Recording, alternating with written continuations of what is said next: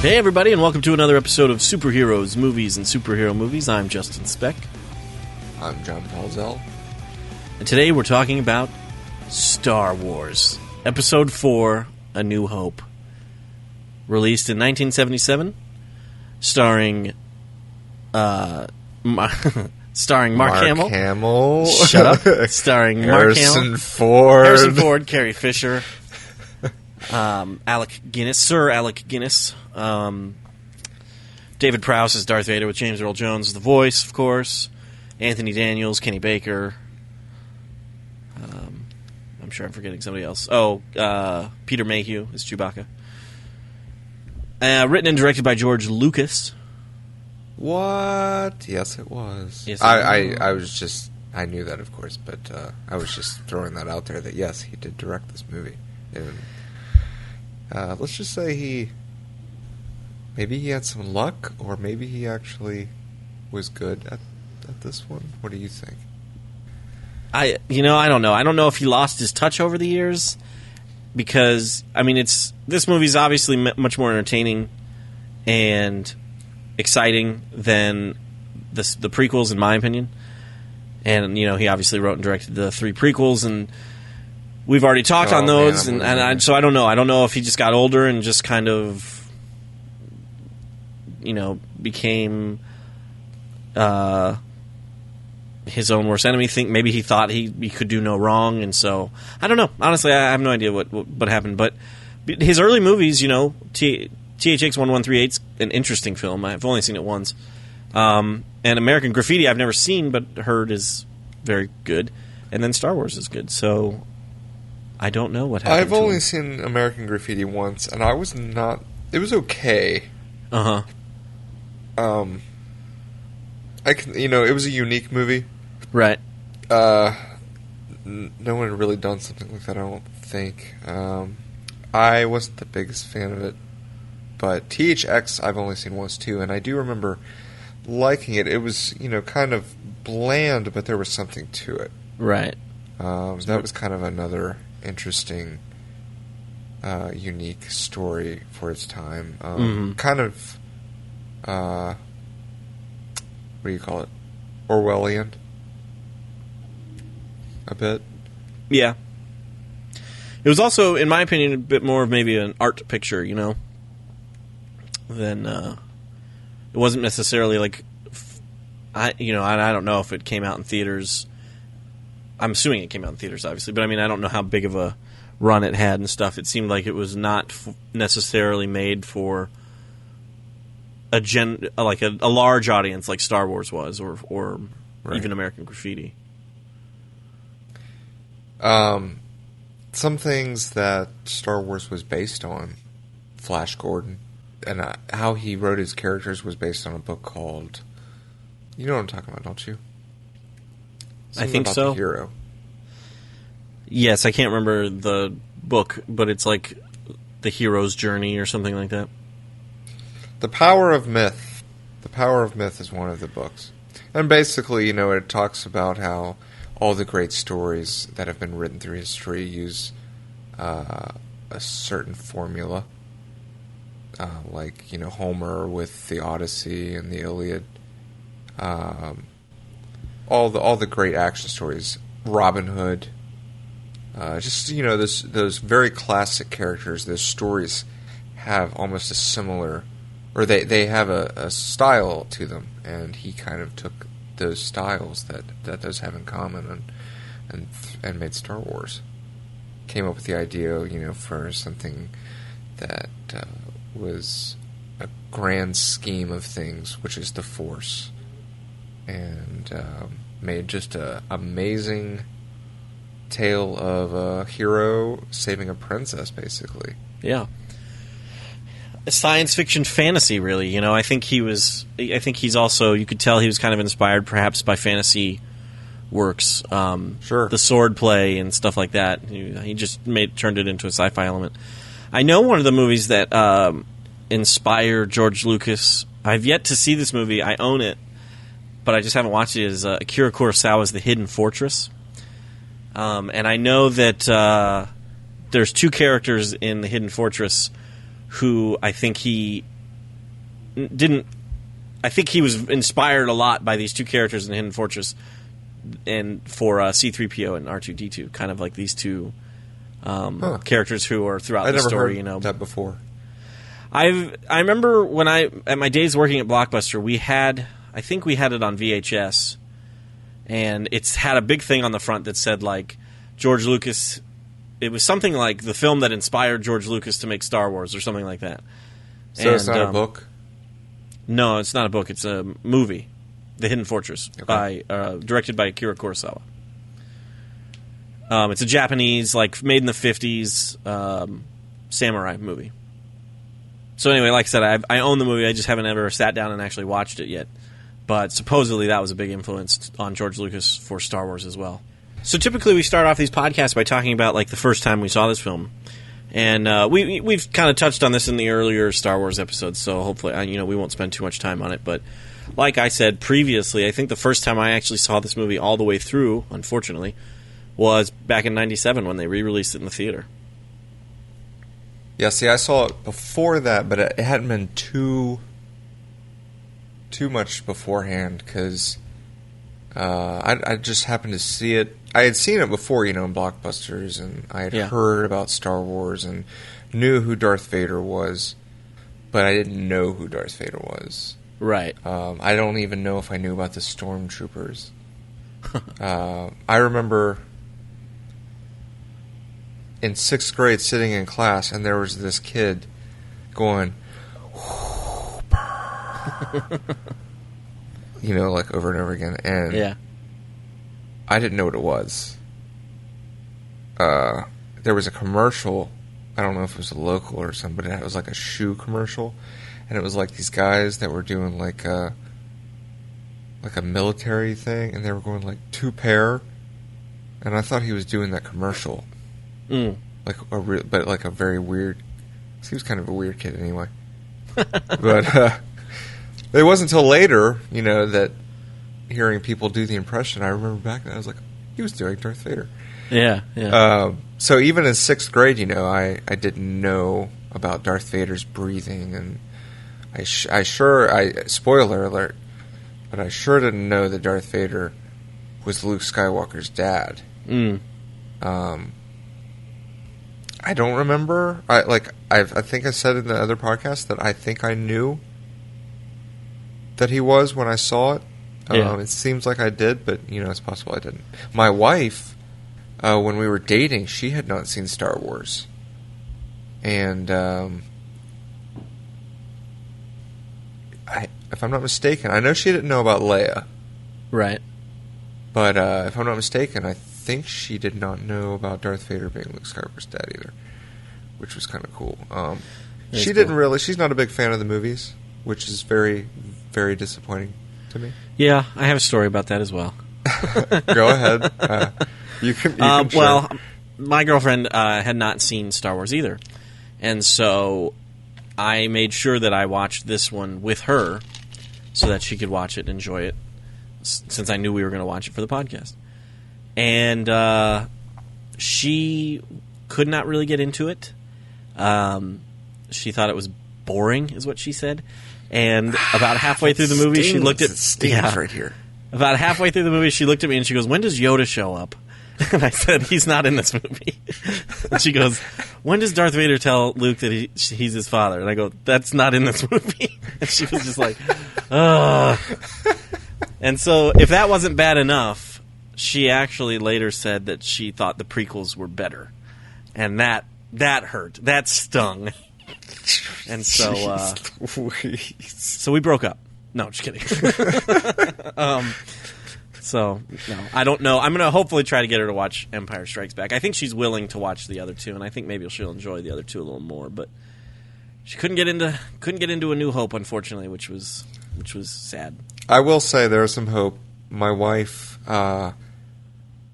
said when she saw the what's it called, Force Awakens trailer, that she was intrigued. Very so nice. That was good. And she likes the Star Trek Abrams movies a lot. Cool. Along with me. So hopefully she can get into The Force Awakens. Well, this film, one of the things I noticed, since we're watching them in story chronological order, one of the things I think that is interesting about this film right off the bat is the title crawl. Remember how we talked about, like, episode 2, the title crawl was so boring? Yeah. It was like, Senate hearings are going on and stuff, and the Jedi need a nap. And this one I thought was way more interesting, you know? It's a period of civil war. I read it in my Super Smash Brothers voice. Yeah. Kind of. And I was like, this is so epic. Yeah, the Princess Leia and the Death Star and all that stuff. It was really very, very cool. So right off the bat, you're way more intrigued, I think, with this film than you are with any of the prequels. And then, you know, I try to remember. I actually think, and this is sad because if you've ever seen Spaceballs, it opens up the same way, essentially, as Star Wars does, with these huge ships kind of flying over the camera, essentially. And then in Spaceballs, it has a joke. It says, like, something about braking for nobody or something. I don't remember. But I think I saw Spaceballs before I saw this shot in Star Wars. What? And so I didn't realize, like, why I was watching Spaceballs before having watched all of Star Wars, I don't know. But I don't think, until I saw it in the theater, I was like, oh, that's what Spaceballs is like parodying. But that's such a great shot. You see that spaceship fly over, and you're like, oh, that's a cool spaceship. And then you see this gigantic Empire Star Destroyer flying by, and it just seems to go on forever. Yes, and unfortunately, in the special shot. edition version, I have a problem with what they did with that, because they added Tatooine and in the 2 moons. Or in the background, or whatever. So, yeah, I liked in the original, it was just a like vast void. Yeah. Of hopelessness. You know, they're not close to safety. It's we are in the middle of the ocean, and there's a shark behind us. Right.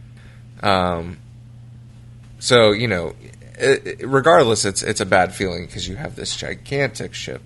And you still don't get the full effect of how big it is until it gets sucked inside. Yeah, it swallows that other ship, basically. Yeah. Yeah. And it's interesting, our first characters that we're introduced to, which again, watching it in this story chronological order, we were meeting up with characters that we've come to know, which is C-3PO and R2-D2. But since this was the first film that came out, those are the first characters from the Star Wars universe that we were being introduced to. Which is very unique, because at that time, what movie had robots in it? I mean, like that. Like that. I don't know. I mean, I was thinking like the Metropolis from like the 30s or something, that had a robot in it, right? But and of like course, that, you had the 50s sci-fi kind of sci-fi movies, yeah. But these were. It was just it brought you in immediately. This is another world. You've got this gold-looking robot, and also you see we were talking about THX. I saw kind of his style in that, because in THX a lot of the walls and the whole movie is just like almost like a white. Like the whole imagery of THX was just like bright white. Right. And that's kind of how the interior of this ship is. Right. It's just white, and stormtroopers come in, and they blend in. You know, they're white as well. Then you have Darth Vader. The great entrance. Towering in complete contrast to everything that's on the screen. Yeah. And he looks like death incarnate. Mm-hmm. And his entrance, the way that the first time you see Darth Vader interact with someone is he's holding up one of the rebel, looks like a commander of some sort, mm-hmm. by his throat. and is just, he's not screaming, but it's Darth Vader, so it sounds like it. Right. And he's like, where are the plans? And then the guy starts saying, whatever he says, but he doesn't even let him finish. And chokes him to death and then throws him his dead body against the wall. That is Darth Vader's introduction. That's pretty great. It's pretty great that, like, before you even hear Darth Vader say anything, like, he comes onto the ship, and then, if I'm remembering correctly, he doesn't say anything, and then the first time you, like, hear him speaking is when he's strangling that guy. Correct. Which is great. The first time you see him, he just comes on board, and it just lets you soak him in. It's like, right, the imagery, who is this guy? Right. Because, I mean, there was a time that this movie was being watched for the first time by an audience. Well, yes. No, I know, but like I think with Star Wars, and big things like that, you forget. There was a time when people were sitting down, had no one on the entire planet had ever seen Darth Vader, right? And these people that were sitting in those seats were getting to see this. Quite a masterpiece. This entire movie is. Right, and I try from time to time to really kind of put myself in that position. Try to imagine myself in the theater, having no prior information, and trying to, see it with, like, fresh eyes, if you will, And that's what and that, like I said, with that opening shot with the Star Destroyer, like, I imagine if I had not known anything about Star Wars, I'd just seen, like, a preview when I was at the theater, and I decided on a Friday night to go check out this new Star Wars movie, how I would have just been enthralled from the first frame of the picture, because of that imagery, like you said. And even though the 50s had a big sci-fi boom and everything, the effects in this were also quite new and kind of inventive and revolutionary, I think. And so I would have just been blown away, I think. And which everybody was, which is why, it was a huge hit. And started off the Star Wars craze, which is pretty much still going on. It has. And it's had its dips and peaks. It's at a pretty high peak right now, of course. Right. But it's never not been in our culture. Right. And I think it definitely peaked. It peaked for me back in the 90s when they re-released it. Because when they re-released it, they also, like, started doing re-release action figures, and that's when you could start buying, like, lightsaber toys and things like that. And it became huge again for a little while, and then it kind of went away for a little bit, and then when the prequels came out, it became huge again. Sort of. Like, it did, but each movie, it wasn't to the degree that it was, like you said, with the special edition when that came out. Yeah, Star Wars was pretty strong at that moment. I would agree that with the prequels, with each subsequent movie, the excitement went down. Sort of. I mean, there was still excitement for the third one, even though we knew Lucas wasn't going to give us exactly what we wanted. But we also knew we were going to see Obi-Wan fight and him become Darth Vader. So there was that level of anticipation for that film. Mm-hmm. And then I think for me, and I can only really speak for me, and I'm just assuming that it's kind of similar to the culture's experience, I guess you could say. After those prequels came out, then there was, like, the TV show The Clone Wars, and then there's the Clone Wars movie first, and then the TV show The Clone Wars. And then there was just, for some reason, I just felt kind of like there was too much kind of Star Wars being pushed on us. Right. And it wasn't... And I've heard that Clone Wars show is actually really, really good. But it just wasn't... It didn't appeal to me that much. And so I kind of just started to lose interest in it a little bit. And then that Red Letter Media video that came on YouTube was like a huge thing, which was him dissecting Episode 1. It was like this 90-minute long like video essay, and he was just talking about how stupid the whole movie was, basically, which was really funny. And so And I think, I don't know how many people had the same reaction I did when Force Awakens was announced, before it was even called Force Awakens, when Disney bought Lucasfilm and they announced they were making Episode 7. But if, my reaction, which I've said before, was I rolled my eyes and I was like, another one. And now, obviously my excitement has grown more and more the more information that has come out with the movie. And I personally can't wait for December to roll around, and I think it's going to be like Episode 1 was, where people were standing in line. I mean, it's a little different now because you can buy your tickets online. But people, will be like camped out practically to get tickets to see Star Wars. Oh, yeah. The Force This Awakens is going to be worthy of a Star Wars opening.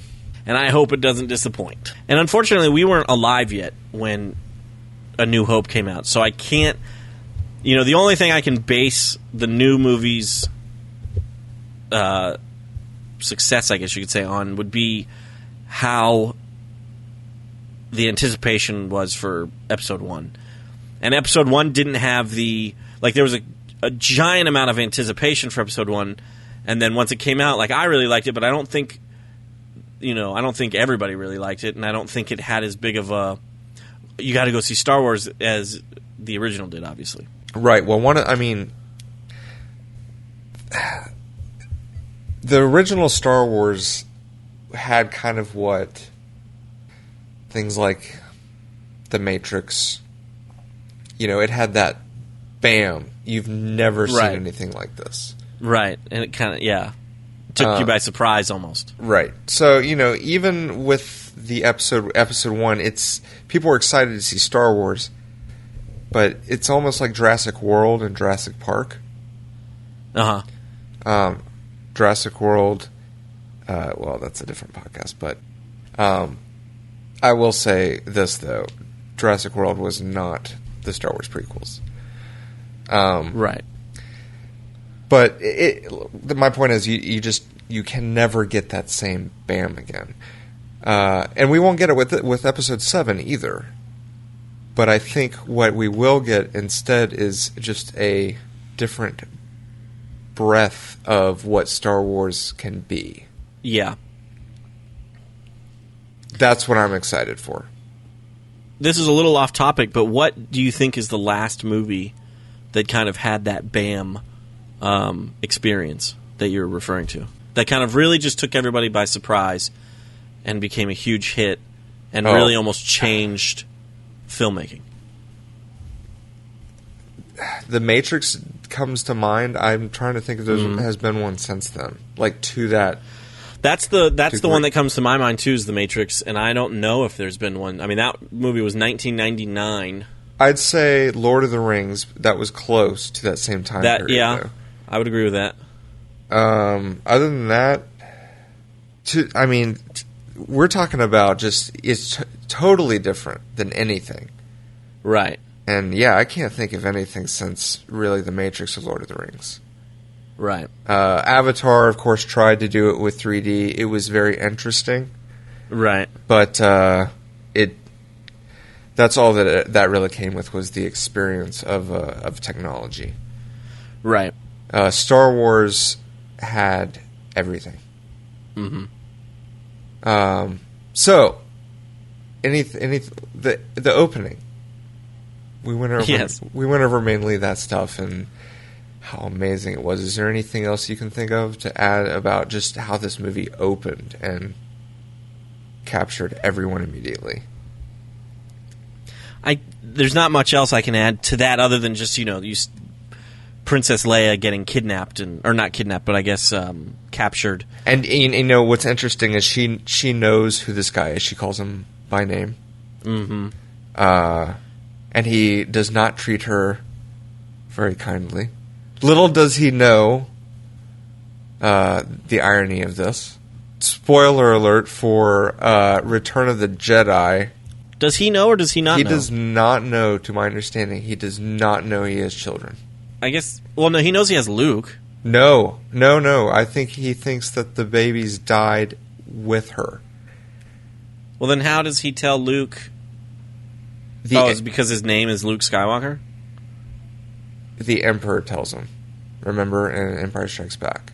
I don't remember. I guess it's been a while since I've seen Empire, so I'll just have to rewatch that one for the next episode. Interesting. I guess I never really thought about that, but I guess you're right, because he wasn't there, obviously, when Padme had the kids. You'd think, because Leia was given to the Organas, and her name is Leia Organa rather than Leia Skywalker. You'd think that they would have. I mean, obviously they gave Luke to Uncle Owen, and so I'm assuming his name is Owen Skywalker. It is, because it's Anakin's brother. But it's his half brother, though, right? Yeah, because Anakin didn't have a father. Right. So wouldn't Owen have the last name of his dad? Because they share a mom, but they don't share a dad, right? That's true. I mean, honestly, I don't know what Owen's... I was assuming it's Skywalker because of that, but yeah, you could be right. Oh, his name is Lars, isn't it? Yeah, I think you're right. Yeah, Owen Lars. I don't know why I didn't think of that. Yep, absolutely. So... If that had been on a multiple choice, I would have gotten that. Yeah. We just both had a bit of a brain fart there and couldn't think of Owen Lars. That's what it is. So his name is not Skywalker. It's Owen Lars. So why does Luke keep his name? I guess. I mean, obviously, it's not a secret to Luke that it's his uncle Owen, and that his father was a Skywalker, I guess. But you'd think for the safety of the child, since his father became essentially one of the most evil people in the galaxy, that they would have done something to protect him by changing his name. But then he wouldn't have had the cool last name Skywalker. Yeah. And I think that's really what it comes down to. Obviously you want to have your main character have a cool name, so Luke Starkiller. Yeah, I honestly, I'm glad that I like Skywalker a lot better. I do too. I'm glad that was a good change. Whoever, yes, I don't know if that was George Lucas's change or if somebody convinced him to change it, but yeah, I'm glad that he was not Luke Starkiller. Yeah. So what I was going to mention was one of the great things about this original Star Wars is, we go from space to this other planet, and it's a desert planet. I love Luke's description of Tatooine. If there's a center, a bright center of the universe, this is the planet that it's farthest from. Yep. Which really just sums it up nicely and gives us a great, indication of where he is and where he'd rather be, I think, as well. Yep. And so, one of the great things about this film that is a breath of fresh air compared to having just watched all the prequels is that we're actually on location in these places. Mm-hmm. It's not all green screen planets and stuff like that. Like, you actually feel like you're on this planet with Luke and whatnot. You do. And then, of course, with the special edition, though, you do get some... you get a little additions here and there, which, but... and I think that is, the breath of fresh air that we're talking about with Force Awakens. Like that, knowing that Abrams went to locations and has practical sets and has practical effects with, creatures and things like that. It's going to be so nice to watch and see and feel like you're actually in these places and, on the Millennium Falcon and on... I know Tatooine's not in the movie, it's a different planet, but, places like that. Because watching the prequels again, Naboo, what is it, Coruscant or something like that? Coruscant. They all just feel so fake. None of it feels real. Yeah. And it's all because it's all on a soundstage with green screen. There's a story, and I don't know, and I apologize if I told this before on the last episode, but there's a story that I read somewhere, and I really kind of hope it's not true, that when Martin Scorsese was making Gangs of New York, which is one of my favorite movies, he brought George Lucas onto the set and showed him the little 5 Points town that they had created, that they had built. Like, they had basically kind of built this this street corner with where the five roads kind of meet. I'm assuming on a very large soundstage. And he was showing Lucas, because he was rolling, he's proud of it and everything. And George Lucas apparently looked around and kind of nodded and said, you can do all this in a computer now. Which is just really sad. Wow. So I can't remember where I read that, but I really hope that it's not true, because it just seems like such a sad thing to... For somebody who made Star Wars, the first... Like what we're talking about, this first movie that has so much magic to it, to think that somebody who did that now just does everything in a computer... I understand that he's kind of almost responsible for some of the CGI and some of the effects and everything that we have today. But you have to know that it doesn't look as good as shooting on practical sets and shooting on locations and things like that. Right. I don't know. That's my I'm done with my rant. I believe one day it will. It will look as good? Yes. It very well could. But we're still not there yet. I think CGI is the best when it is used to kind of not to fully create a set or a scene or something like that, but to add to it or to enhance it.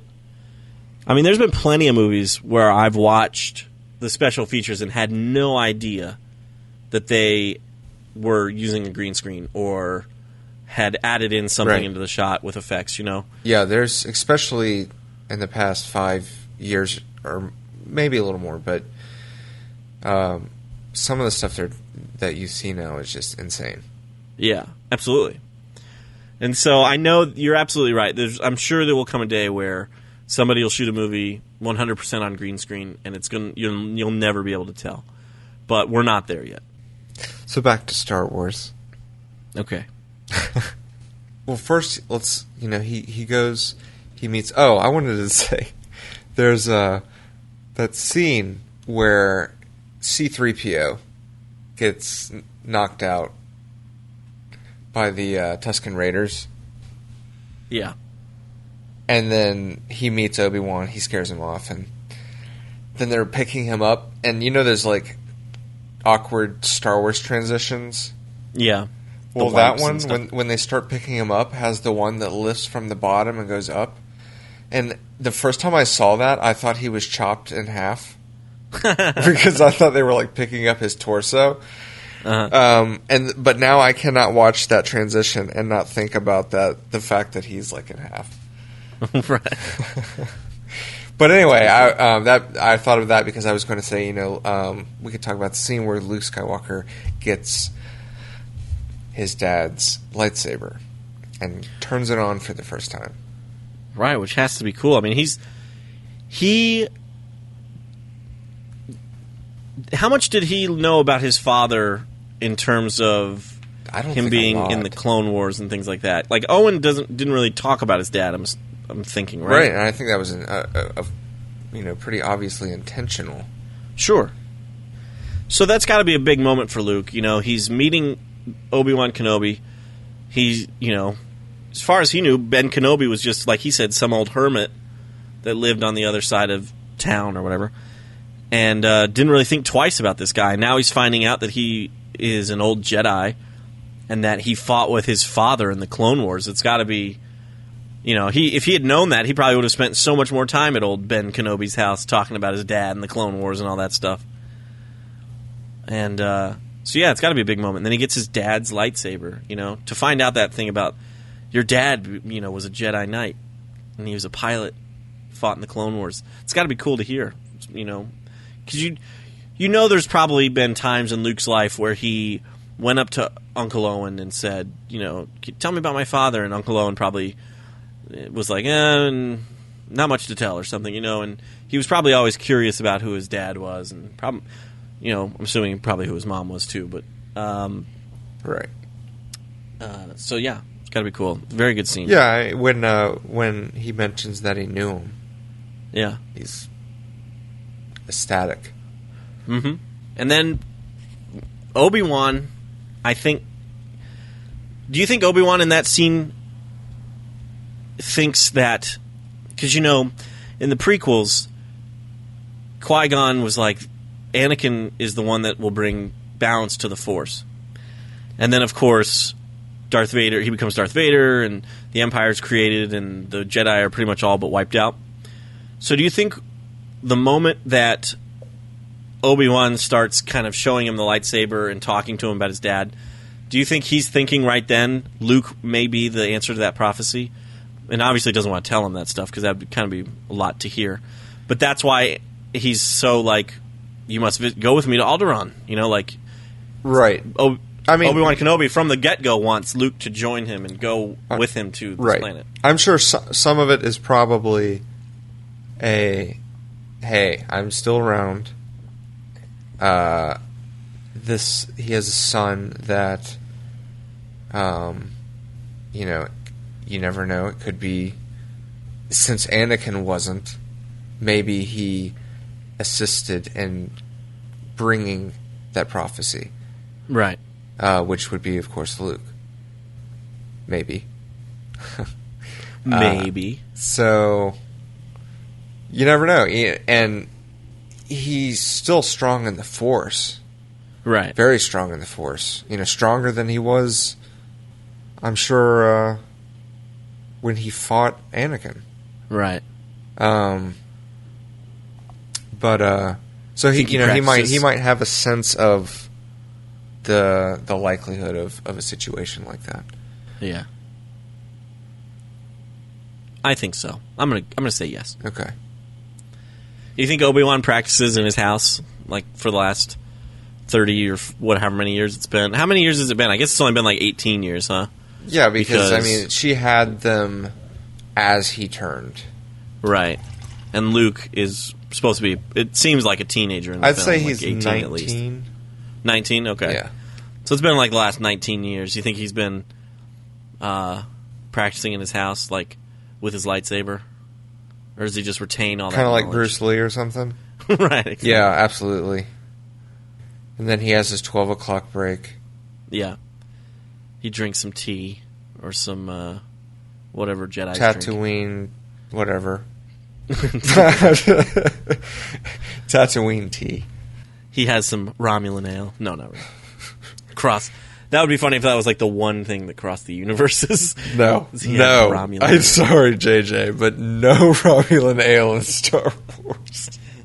No. That'd be great. No. And then Captain Kirk shows up, saves it. That's how The Force Awakens is going to end. I'm calling it right now. Chris Pine shows up at the very end. He's like, hey, they'll love it. They loved Star Trek, which all the Star Trek fans apparently didn't. You're crazy. They liked the first one, I think, right? But I don't think they liked the first one, and the second one they were like even more.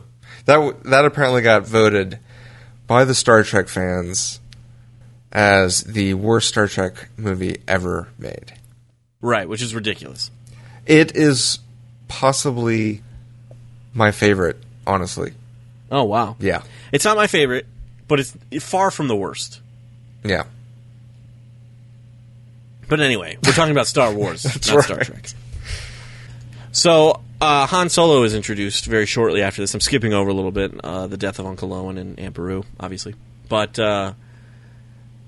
their deaths, of course, are what sets Luke really on his journey, because he tells Obi-Wan originally that he's not going to go. He's got work to do. His uncle won't let him. And then, of course, they are murdered by stormtroopers, and so he decides that he is going to go with Obi-Wan and save this princess. And I don't know if he's necessarily avenging his uncle and aunt, but he's... No, I think he's just like, I'm going to do what's right. Right. My dad did what was right. Right. And I'm going to follow in his footsteps and get this galaxy back in shape. Yeah, that's right. I'm going to... sounds very politician of him. I am going to get this galaxy back in shape. No, but that's essentially what he says, yes. And so they need a ship, obviously, to get to Alderaan because they don't have one. And that is where Han Solo and Chewbacca come into play. First, we skipped over something. They go into... They try to go into the city, and they get stopped by stormtroopers. and they're like, "Do you guys have any droids that we would be interested in?" And Obi-Wan looks at them and waves his hand and says, "We're good." And Luke's watching this whole time, and he's like, "What just happened?" This guy, I mean, he almost doesn't believe it. You know, I'm sure he's almost like, he just can't.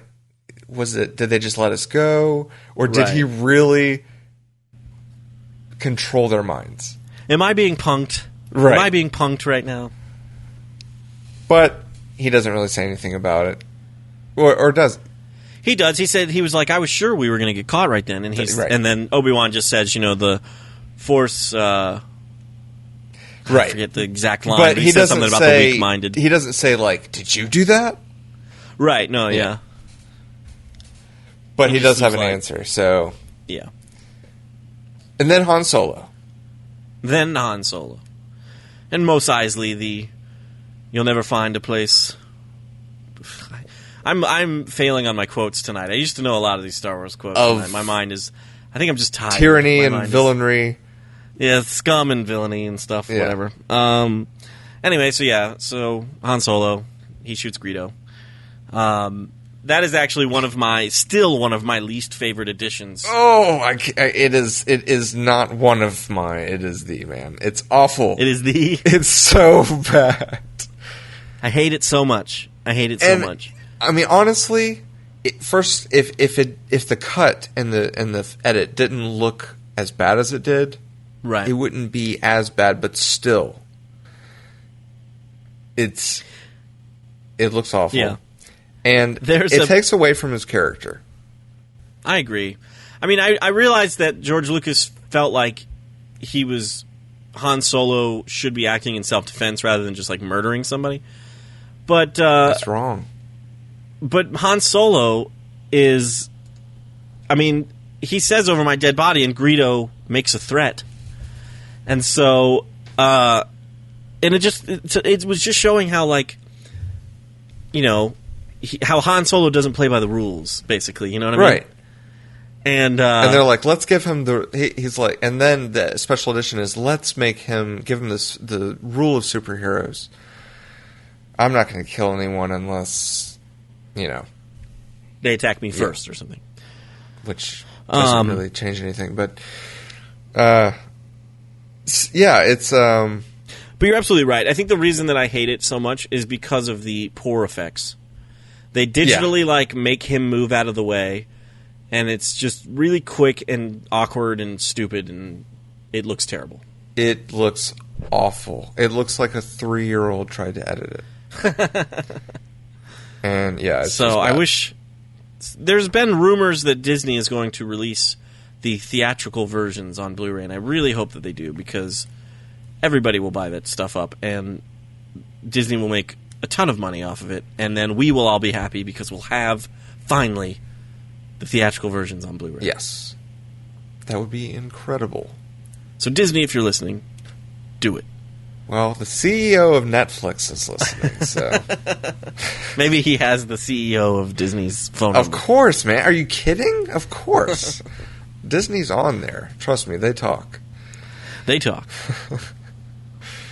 So back to Star Wars. Yeah, well, I was going to say, after that edition is another edition that I'm not a huge fan of, but it's not quite as bad. It was actually, I think, worse when it was in theaters, which is the Jabba the Hutt scene that was added back in. Because you can tell now on the Blu-ray that they've done some more work on that scene, so Jabba the Hutt doesn't look so weird like he did before. Uh-huh. The special effects are a little better, but a little information about that scene, which most people know, is that Jabba the Hutt, I guess, originally was supposed to be some big furry creature. And so the actor that was on set was wearing like this big fur coat. That's right. And they didn't think that they didn't, I guess, realize at the time that he was going to be this kind of slug-like creature with a tail. And so the scene where Harrison Ford walks around Jabba the Hutt, they had to digitally alter him, just like they digitally altered his moving out of the way of Greedo's blast. they had to digitally have him like step on Jabba the Hutt's tail, and that part doesn't look good, and I don't know if it will ever look good. But really, but the scene, I don't remember that one being a problem. I don't know. Next time you watch it, just kind of keep an eye out for it, and just it doesn't look quite right. But like I said, they've done some work on it, so maybe it looks a little better than it used to. But it's just another scene that I don't think is necessary. Oh yeah, I agree. So theatrical all the way. Cut it out. Yeah. Shortly after this, we get to see which I think is one of the most exciting scenes, if not, it's a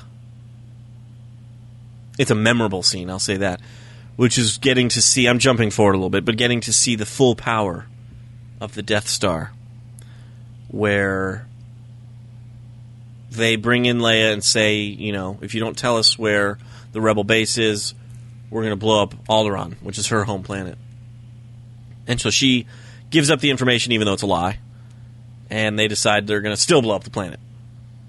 And yeah, basically he says, that one's too far away, but so we're going to test it here. Yeah. And then we'll go test, and then we'll go find your friends. Yeah. And they believe her, of course. And so the memorable scene that I'm referring to is obviously seeing the full power of the Death Star, and they, boot the system up, essentially, and then fire the laser into the planet, and it completely obliterates the planet. Just rips it apart in a matter of seconds. And one of the things I've always wondered about this scene is why would you have two stormtrooper engineer people, whoever they are, standing on a ledge right next to where that laser fires? Like, that thing can destroy a planet. I don't know if I'd want to be that close to it. I think they were just, watching. I don't even think they knew it was going to happen. They were out there, doing routine maintenance, and all of a sudden it fires up, and they're like, whoa, whoa, whoa. The bathroom is across, and they really have to go. And they're like, if I could just get by real quick. Dude, they're firing up the laser. You got to hold it. No, I can make it. Who put this bathroom here? It's a terrible idea.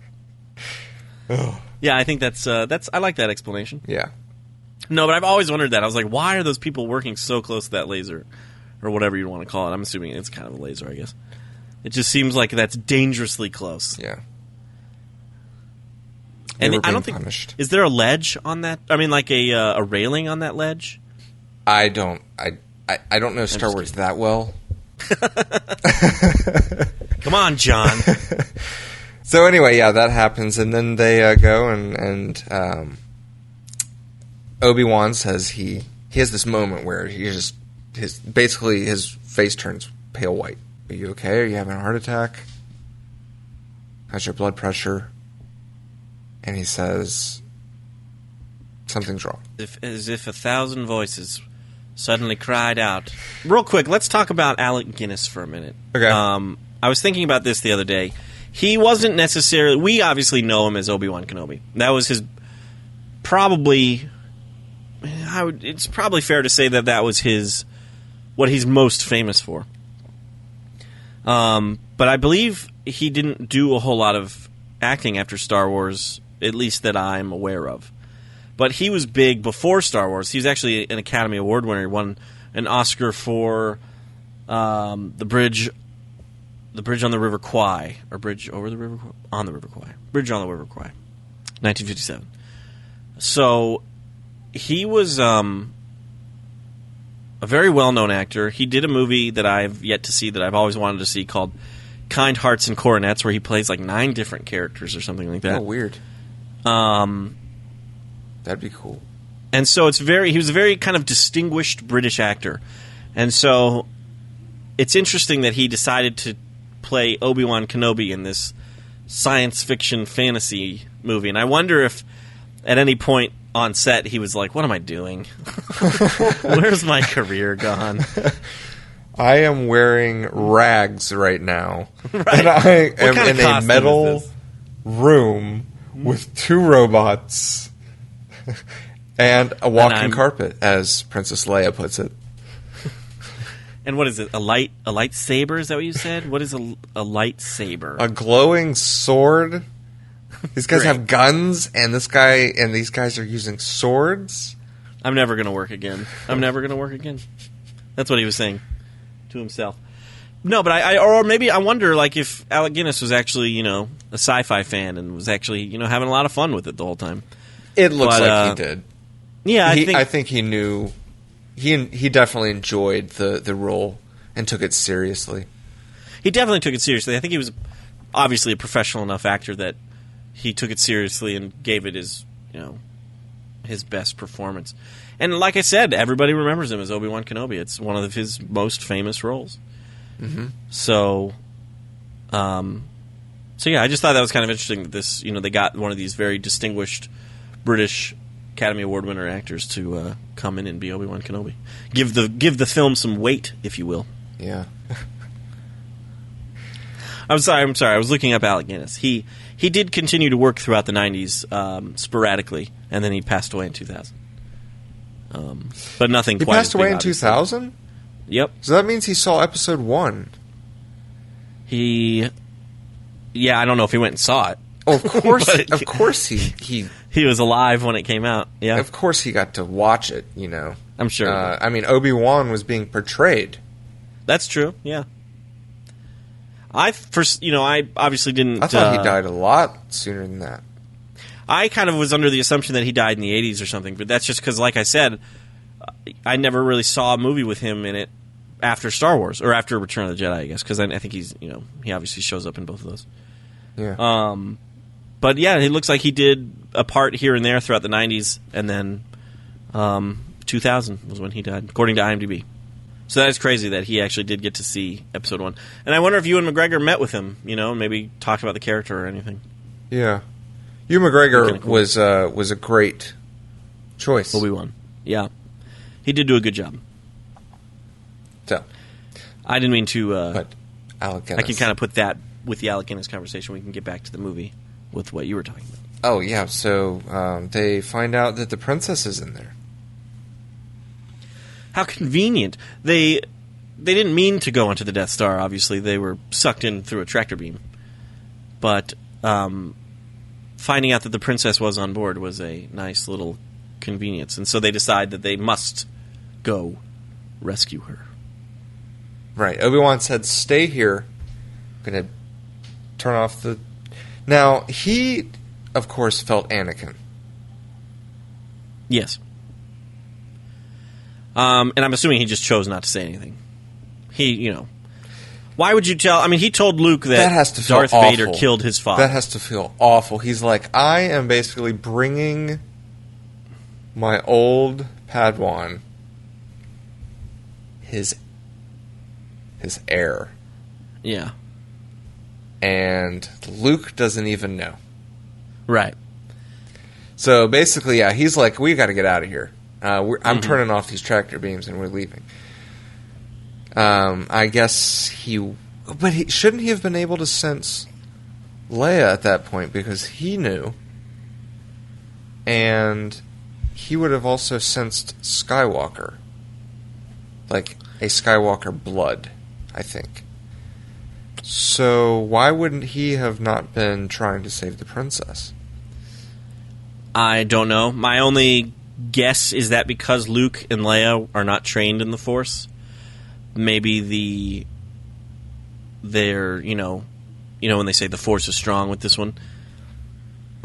Even at the end of this film, when Luke is about to shoot and blow up the Death Star, and Darth Vader says that the Force is strong with this one, he's had very minimal training with Obi-Wan, and so maybe the Force is kind of, pardon the pun here, being awakened in Luke, and it has yet to be awakened in Leia. So maybe they can't really feel the Force with them, because it's for the same reason that Darth Vader never felt the Force with Leia. You know what I mean? Yeah. Well, that's true. That is true. But he doesn't feel it with Luke either. I guess not until the end. Not until the end of the film. But he does feel it with Obi-Wan, which is, again, maybe proves my point that Obi-Wan sits at home and practices all day long. He does, yeah. So the Force is strong with this one.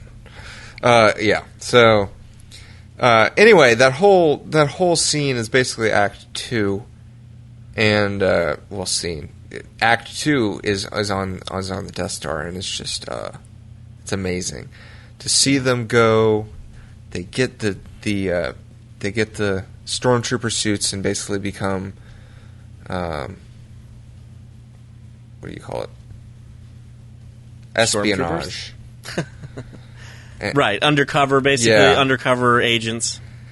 And they take Chewie up. I love that whole segment where they're like walking through and I can't see anything, and they know that they're blending in, but they're like, we're not blending in because we don't really know where we're going and we don't want to look out of place.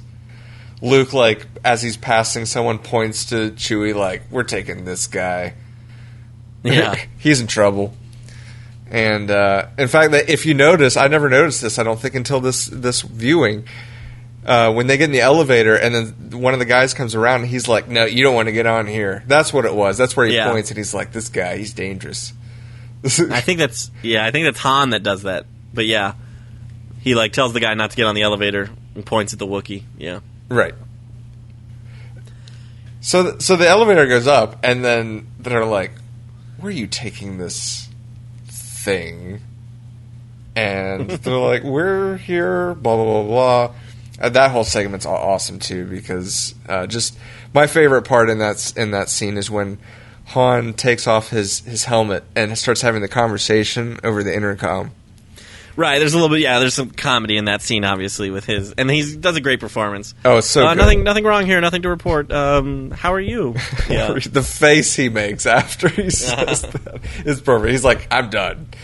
Yeah. And then what's your numbers? And he just, sorry, can't do boring it. Conversation anyway. Yep. Yeah, and of course, Han was very against going to save the princess at first because she's being held in the detention block, which is like the last place you want to go. It's essentially the jail section of the Death Star, right? Which is exactly where they would end up had they been caught anyway. And this goes and plays more on Han's character and what we were talking about earlier with who shot first. Of course, it was Han Solo. He is scum. Obi-Wan said himself, this town, you will find nothing but scum. Han Solo was there. Yeah. He's going to shoot first. He's not going to save a princess unless he's paid. Mm-hmm. More than he can imagine, because he can imagine a lot. Yes. So, yeah, it's... everything was so well written, intriguing. The characters are just flowing off each other is one of the things. I'll go ahead and say this. You mentioned that your dad said this is his favorite Star Wars. This is mine as well. There's something about this movie that is just... This is the one that brought me in. It's the original. You've got just the classic Luke Skywalker story. Then blowing up of the Death Star. This, in my opinion, is the best Star Wars movie there is. Yeah.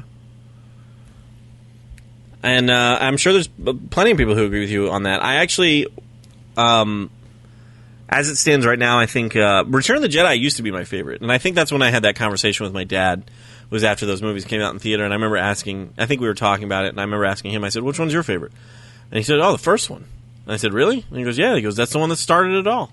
And so it was just like, nothing could compare to the first one to him. And I could see it. This one... Unless you're somebody like my girlfriend who just thought it was boring, I don't. Yeah, I can totally understand why this one could be your favorite, because it's got it all. It's got action, it's got comedy, it's got adventure. Yeah. Now Emperor is close. Yeah. Very close. They're almost even, but this one just, if I had to pick one over the other, this one is just, it's just magical. Continuing on with the story, the next little moment, not little moment, but the next moment is crucial in Luke Skywalker's journey. and that is witnessing Obi-Wan Kenobi's death. Spoiler alert. And at the hands, no less, of Darth Vader, who, at this point in time, Luke thinks Darth Vader killed his father.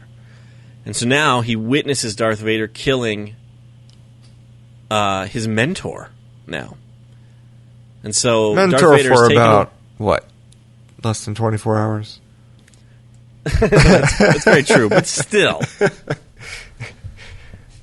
I think that would still be pretty tough, to see. I imagine, I honestly don't know if Luke knows what Darth Vader looks like, so I don't know if he knows that is Darth Vader when he sees him. But let's say that he does know. Just for this sake of argument for right now, let's say he was shown a picture of Darth Vader on the flight to Alderaan. I just imagine Darth Vader standing there and posing. Right. Well, he opened up the cat. Empire News or something, and there was an interview with Darth. Well, we haven't found the Death Star plans yet, but we'll let you know. We're going to get them, and it'll be soon. Yeah. I have no further comment. I'm running out of people to choke, though. Yeah. Stop asking me questions, or I'm going to choke you to death. No, it'd be interesting to think that he knows who Darth Vader is, and so as soon as he sees Darth Vader, the first thought that would come to my mind is that's the guy that killed my dad, and then suddenly you'd see him fighting Obi-Wan, and you'd be like, oh god, and then to see him strike down Obi-Wan would just be really, really tough. But I honestly don't think at that point in the story he knows who Darth Vader is. I'm sorry, I was just imagining. Remember the no things? Yes. I was just imagining if you could do scenes where Darth Vader, every time he got bad news, went around and just started choking everyone. Right. It seems like he does that, he does that a few times in this movie. I think it's twice. He does. But it seems like he, can't go too long without doing it. It's almost like he needs it. It's fun. He's a chokeaholic. Yeah. I didn't get to choke anybody today. I'm very sad. Yeah, it would have been very hard to see that. I don't think Darth Vader killed him. What? You think Darth Vader killed Obi-Wan? I believe that Darth Vader killed Obi-Wan, yes. He disappears. That's why he's stepping on his cloak. It's like, what? Where'd he go? Why is his body not here? But you do know that Obi-Wan dies, yes? No, he just starts glowing in the dark, so when you see him later on, that's neon, but he's there. So he just transported to neon dimensions? No, he's physically there, so... Yes, he's dead. He's dead. Same dimension. It's a Force ghost. But my theory is there's a way to... the Force... He basically just almost committed suicide. Uh-huh. Man, you think I'm crazy here? No, I just think it's funny. Go ahead and maybe I'm done. There's not much more detail. That was it. He's like, "You'll never win, Darth," and just killed himself. He looks at Luke. He does, but right before he looks at Luke, he says, "If you strike me down, I will become even more powerful than you can even imagine." He or does, something like but that. Don't you think that if he had been struck down, he would have been a dismembered body?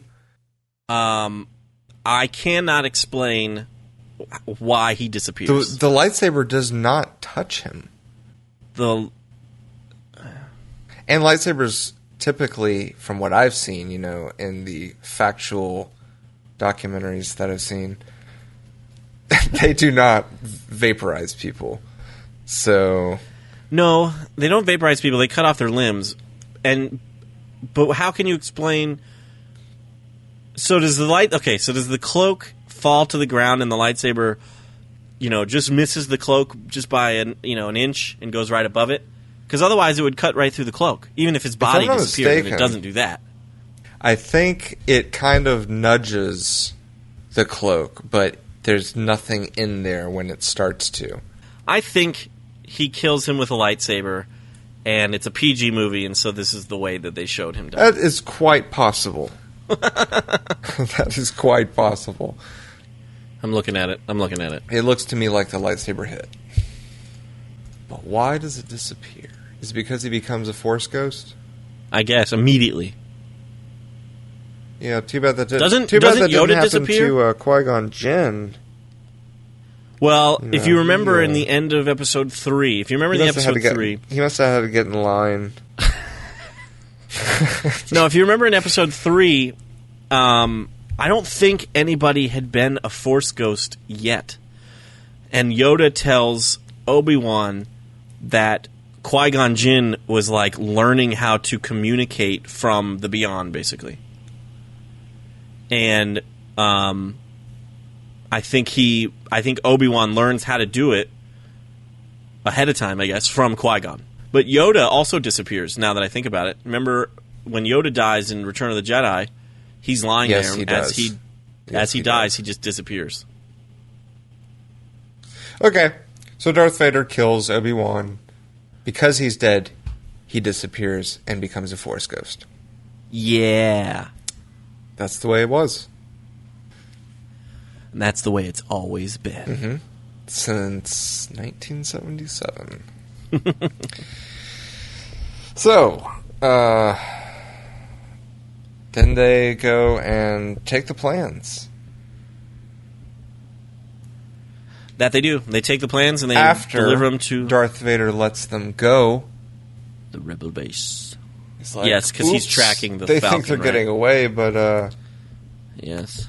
Thanks, guys. We'll But be he's there in a smart. minute. Well, it's going to take us a little while. We've got a giant vehicle. He winks and like finger guns. He's like, "We'll see you in a minute." So they find out there's a weakness to the Death Star. Do you think the Empire knew? Do you think Grand Moff Tarkin and Darth Vader knew that there was a weakness to the Death Star? Or were they like, uh-oh? Well, here's my. It's something I never noticed really before while watching this film, and it's something that I feel is kind of a weak spot of the movie, is that when that scene where they're sitting around the table and Darth Vader starts choking that guy and then Grand Moff Tarkin tells him to stop, one of those guys at the table says, like, if they have the plans, it's possible that they could find a weakness in our in the station and exploit it. And of course that's exactly what they do. They find a weakness and exploit it. So I don't think Of course they. I think yeah. The other guy at the table, though, that whoever's response to that is like, they'll never find a weakness in this. This is the best battle station in the galaxy. And so the one guy's worried about it, the other guy's not. So I don't know, honestly, if Grand Moff Tarkin and Darth Vader think that they can find a weakness. Right. But then once they start going through with the plan and the X-wings are flying through that, trench on the Death Star, the Empire says we've what do they say? They're like, we've analyzed their attack plan and we realized what they're trying to do. And he says to, I can't remember who he's talking to, but he says to somebody, if they succeed, it could become a big problem from us. And they're like, they brush whoever they're talking to, I think it must be Grand Moff Tarkin or something, brushes them off and is like, shut up, they'll never succeed. And so at that point, they do know what their weakness is, but it's too late, really, at that point. I would say another weak spot in this movie is they're on the moon. What is it? Yavin? Yes. That is where the rebel base is. So it's on the moon, and I don't know what the name of the planet is, forgive me, but so the Death Star is on the other side of this planet, and they have to basically orbit around the planet in order to be in range of the moon so that they can destroy the rebel base. Mm-hmm. Now, my only guess here is that the Death Star, once you use the power to blow up a planet, maybe it takes a really long time for you to charge up another laser or whatever to blow up another planet. But why do they wait to orbit that planet rather than just blowing it up and getting it out of the way so that way they're in range with the moon right away? Interesting. Yeah, I've always gone with it. It would take a long time to charge that up. Right. But so then they would just be sitting there. But who cares? I mean, they're just sitting there. Yeah, they camp out, have a couple tailgating parties. Now, I have to admit, I did not think of that myself. There's actually a great YouTube video. It's a cartoon animated thing called "How It Should Have Ended." So if you Google or YouTube "How It Should Have Ended Star Wars," you can find this, and it shows one of the Empire crewmen or whatever saying, "We've located the rebel base. We'll be in range in approximately 45 minutes," or whatever he says. And Grand Moff Tarkin goes, he says 8 minutes. 8 minutes. Okay, he says, "We'll be in range in 8 minutes." It's 8 minutes. And Grand Moff Tarkin says, "I think we're in range now." Actually, and it shows him blowing up that planet, and then the moon is suddenly in range, and it just shows the rebel base, and they're all like, "Oh." And then, of course, they blow up the rebel base, I'm pretty sure. Nice. But I think we're in range now. So, yeah, that's my only guess, though. They never specifically say how long it takes to fire up that laser and blow up the planet, but I'm assuming it requires so much energy that in order to do it 2 times in a row like that would just be almost impossible. Yeah. Otherwise, why spend the 8 minutes to orbit the planet? But what an awesome story, part of the story. There is a weakness in the Death Star, and it is a little vent that goes down to the core. I'm assuming it's for cooling. I guess. Venting. That if it's hit, it will destroy the entire base with a missile. I would say that's a weakness. And they find this out very quickly. I'm assuming they had... I'm assuming they had, tons of different rebel scientists and engineers poring over the plans for hours at a time, and they figured it out as fast as they could. They're being tracked by the Death Star. That's true. I guess they figured it out in a matter of minutes. They figured it out in a matter of minutes. They need to be like, some guy was like, "Oh, there it is." Now, how fast is this thing going, though? They said, well, first of all, weren't they headed to Dantooine? Originally, yeah. So they're like, "Oh, it's that way, guys." Wait, no, I take that back. They tracked the Millennium Falcon. So, but man, they got there quickly. Yeah. Unless this was maybe a time lapse of like 2 years. I don't think so. No. They would have left, of course. But how did it get there so quickly? I also like how Luke Skywalker is just accepted into these like X-Wing fighter pilot group, with no questions asked. He's like, I think the one guy's like, "You sure you can handle that X-Wing?" And he's like, "Oh yeah, no problem." He's like, "All right, you're hired," or whatever. Well, he did have the backing up of Biggs. That's true. His buddy. So he's like, he's a better pilot than I am. All right, Biggs, you're fired. No, I think they needed all the hands they could get. So absolutely, and they go cut the chatter.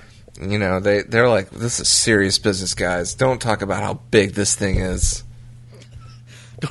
Just pay no attention to the size. Just keep your thoughts to yourself. Okay, we've got to focus here." And then I love how the one guy is called what's his name? Porkins. And of course he's the fat guy. I don't know if you realize this, John, but Porkins is the same actor who played Eckhart in Batman. No way. Yep. You ain't got no future, Jack. It's the one and only. One and the same is what I meant to try to say there. I can't remember his name off the bat. He's also passed away, unfortunately. But yeah, Red 5, Porkins, same guy as Eckhart. Like he said, right off the bat. Right off the Batman. Right off the Batman. William Hootkins is his name. He was also in Raiders of the Lost Ark. He passed away 10 years ago in October of 2005. Who was he in Raiders of the Lost Ark? I can't imagine. I can't think of who. I believe he's at the end. Remember the guy that says, "We have top men working on it." Oh, okay. And he goes, "Who?" Yeah. And he goes, "Top men." Yeah. I think he's that guy. Okay. If I'm not mistaken. That's a movie that we've talked about doing on the show as well. That's 2 Lucas movies. Yes. Oh, of course we've talked about Raiders. We'll definitely do that. For those of you who don't know, Raiders of the Lost Ark is in fact Indiana Jones. Yes, it is. In fact, it is. So that's one for the book. That's one we need to get going. Yeah. I brought it up a couple times. We'll get to it. Yes. Eventually. But right now we're talking about Star Wars. Luke uses the Force to, rather than his targeting computer, to shoot, and Obi-Wan speaks to him from beyond He does. the grave. So there's, he didn't, like you said, he really barely got any Jedi training. And so this movie, I think, really probably, you could say, sparked the curiosity of many people, potentially, of like, what is this Force and what is the potential of the Force? Right. What is a Jedi? Right. What is a Jedi, and like, what does it mean to be a Jedi, and stuff like that. So, because other than Darth Vader and Obi-Wan, you don't really see any Jedi in the movie, and so, yeah, I think, and then when he's just feeling it at the end, and he shoots and he gets it right in, and he blows up the Death Star. Right. And there's this phrase, "May the Force be with you," that people use and everything. So it's, me personally, if I had gone and seen it in the theater in 1977, I would have been like, man, I can't wait to see like a second one, and find out more about the Force and like what the potential of the Force could be. Right. I know it sounds super nerdy, but that's I couldn't help but think that. Yeah. And then, of course, Empire comes out and shows people, and then it's just insanity at that point. Pretty much. Here's a little side note that is not important, but I have always kind of thought that yellow jacket that Luke wears at the end of this movie was a cool jacket. I would buy that jacket. I'd wear that jacket. Okay. Thanks for sharing that. I saw it, and I was like, that's a cool jacket. Have you seen the video where they're walking down to get the award, but they've taken out the music? I think I have. It's been a while, but yeah. And it's like what it would have really been like to have been at the award ceremony in Star Wars.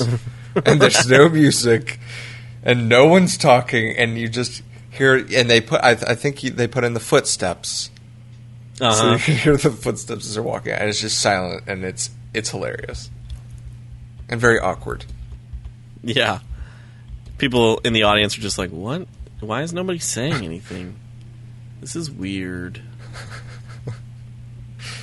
So, I didn't. We didn't really bring too much trivia or anything to this, but I feel like this movie's been around for so long, and it's got such, obviously a huge following that there's not much we can really say that might surprise people, other than maybe not knowing that Eckhart was in the film or something.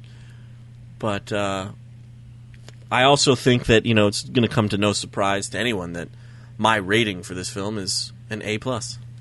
What? Mine's 5 stars out of 5.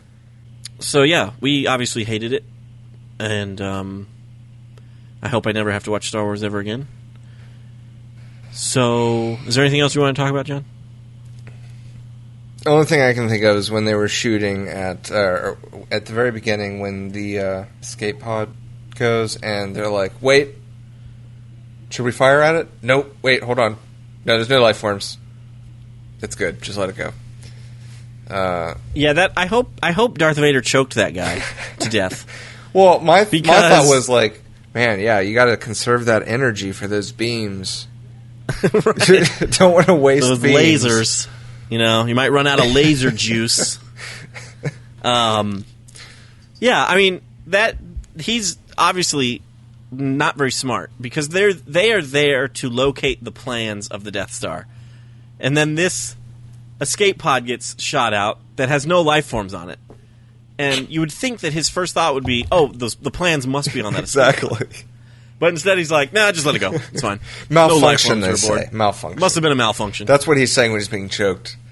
Yeah. Function. It was a malfunction. You're a malfunction. So yeah. Anyway, love this movie. We'd love to know what you think of it. I'm sure you guys love it. You can yell at us for not knowing Owen's last name there for a minute, or any other things that we obviously couldn't think of and talk about or whatever in this episode. Feel free to school us on Star Wars knowledge. You can obviously talk to us on Facebook, facebook.com/SM and SM Podcast. You can throw us a line on Twitter @Cinema Heroes, or you can leave us a comment on our website, cinemaheroes.com. We'd love to hear from you. With that being said, I think it wraps this episode up. I'm Justin Speck. I'm John Pelzel. Thanks for listening. Thanks for downloading.